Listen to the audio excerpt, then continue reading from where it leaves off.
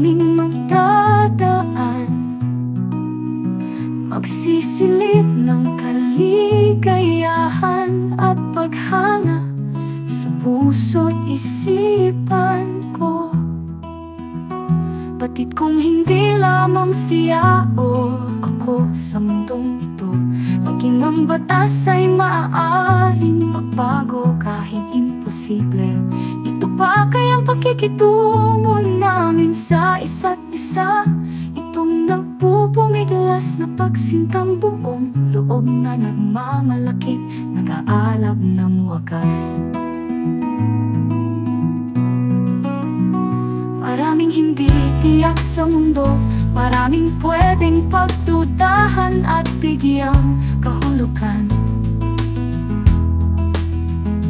Tama man o mali ang pananaw ng bawat isip o damdaming nagmamatsyag ng bawat nilalang, ngunit kaya rin ng mga katanungan hindi masagot at paniniwala sa Diyos na kailan may di pa nasilayan. Ako ay bukas loob na maniniwala at magtitiwala na nilikha kami para sa isa't isa. Hindi ako kagandahan, hindi ako katalinuhan, marami lang akong alam na gawin. At naniniwala akong kaya kong makatagpo ng higit pa sa kanya, sa talino, talento o maging sa itsura na lalampas sa kanya. At alam kong siya rin naman ay kayang gawin yun.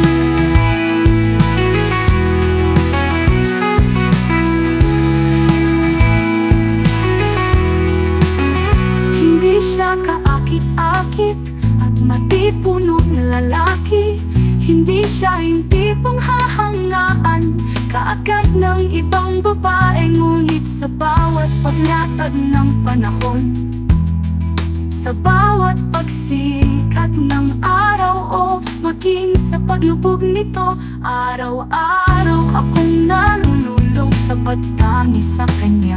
Sa bawat damdamin ako'y mapusyaw na unti-unting nagliliwanag sa di mapaglagyang ligaya.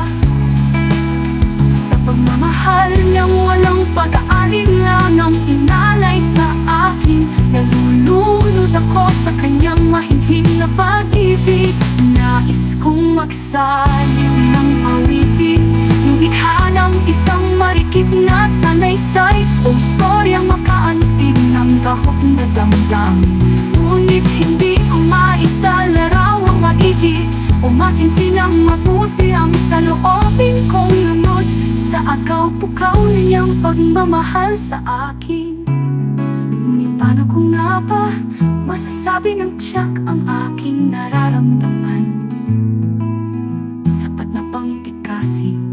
Mahal na mahal ko siya't wala akong ninanais kundi tumanda't mamatay sa piling niya.